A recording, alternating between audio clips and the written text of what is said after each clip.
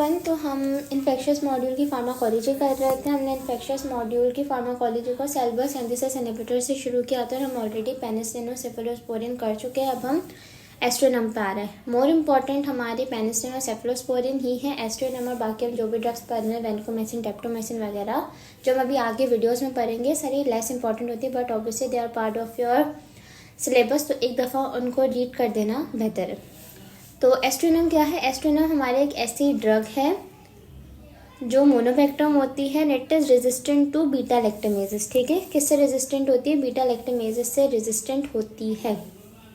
यानी कोई ऐसा ऑर्गेनिज्म है जो बीटा लैक्टमेजेस प्रोड्यूस कर रहा है, तो वो पेनिसिलिन और सेफेलोस्पोरिन को तो डिग्रेड कर देगा। तो किसी ऐसे ऑर्गेनिज्म को ख़त्म करने के लिए हम पेनिसिलिन और सेफेलोस्पोरिन तो देंगे नहीं, तो हम कौन सी ड्रग देंगे? हम एस्ट्रोनम देंगे। क्यों? बिकॉज एस्ट्रोनम हमारा बीटा लैक्टमेजेस से रेजिस्टेंट होती है, यानी बीटा लैक्टमेजेस एस्ट्रोनम को डिग्रेड नहीं कर सकती।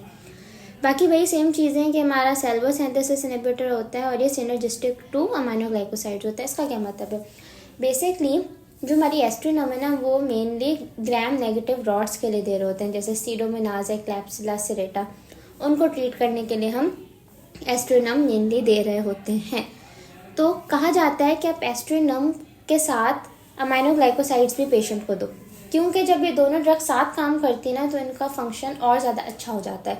तो इस सेंटेंस का यही मतलब है, यानी जो सिनर्जिस्टिक टू अमाइनोग्लाइकोसाइड्स जो स्टेटमेंट, उसका यही मतलब है कि आप एस्ट्रोनम को अमाइनोग्लाइकोसाइड्स के साथ दो ताकि एक्टिविटी थोड़ी और ज़्यादा बढ़ जाए।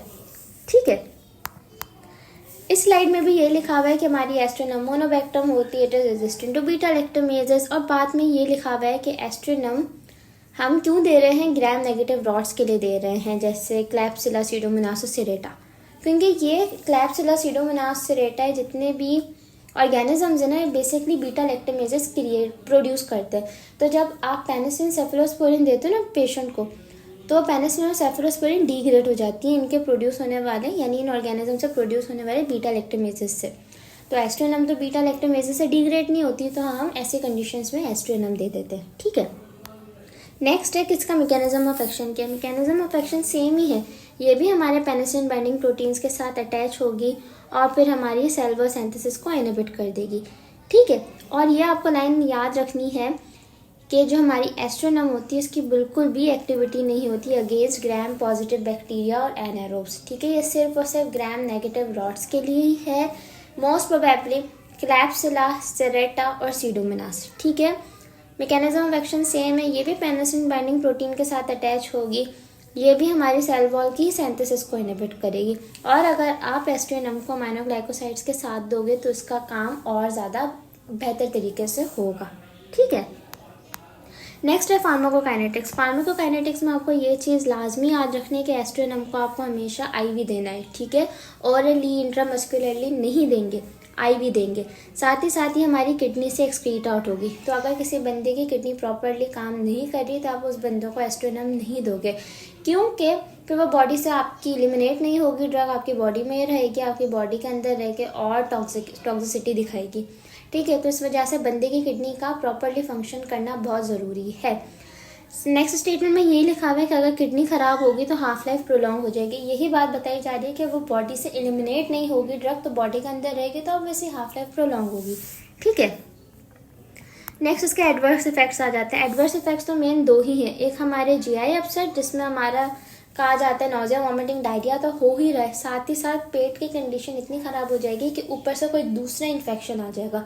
यानी आपने किसी बंदे की डिजीज़ को ट्रीट करने के लिए एस्ट्रोनम दी है, पता चला थोड़े टाइम बाद कोई सुपर इन्फेक्शन, कोई दूसरे इन्फेक्शन को लेके पेशेंट आ रहा है। ठीक है, तो ये इसका एक साइड इफेक्ट है। दूसरा आपके CNS रिलेटेड है, वर्टिगो, यानी आपको चक्कर आ रहे होंगे, कन्फ्यूजन है, सीजर्स है, बाकी हेडेक भी कह सकते हैं, बट मेन आपके यही दो है। इसके अलावा स्किन रैश भी हो जाता है और रेयरली हेपेटोटॉक्सिक है। नेक्स्ट हमारे पास आता है कि क्या एस्ट्रोनम में आपको किसी किस्म की क्रॉस एलर्जेनिसिटी दिखती है? तो नो, क्रॉस एलर्जेनिसिटी क्या होती है मैं ऑलरेडी पेनिसिलिन और सेफेलोस्पोरिन वाली वीडियो में एक्सप्लेन कर चुकी हूँ। मैंने वहाँ भी आपको बताया था कि पेनिसिलिन और सेफेलोस्पोरिन की क्रॉस एलर्जेनिसिटी है, यानी अगर किसी बंदे को पेनिसिलिन से एलर्जी है तो आप उस बंदे को सेफेलोस्पोरिन नहीं दोगे, बट एस्ट्रोनम में ऐसा कोई सीन नहीं है। तो अक्सर ये एमसीक्यू आता है। मैं आपसे एक केस डिस्कस करती हूँ। आपके पास एक एमसीक्यू आ रहा है, उसमें लिखा हुआ है कि एक पेशेंट है, उसको सीडोमोनास ने इन्फेक्ट कर दिया। ठीक है, एक बंदा है, उसको सीडोमोनास ने इन्फेक्ट कर दिया।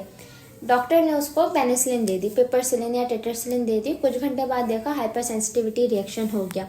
तो अब डॉक्टर कह रहे हैं कि यार मैं इसको पेनिसिलिन नहीं दे सकता, तो अब मैं इसको कौन सी ड्रग दूँ? तो आपको दो ऑप्शन मिले हुए हैं, सेफेलोस्पोरिन और एस्ट्रिनम।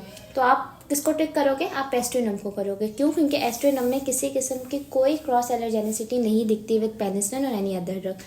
ठीक है, तो ये एमसीक्यू बार बार आता है। जो कैटजन के आखिरी में जो एमसीक्यूज लिखे हुए हैं उसमें भी ये एमसीक्यू मेंशन है और यही बात बताई हुई है कि क्या एस्ट्रिनम की क्रॉस एलर्जेनिसिटी है पेनिसिलिन या किसी दूसरी ड्रग के साथ, तो हमेशा नो आता है।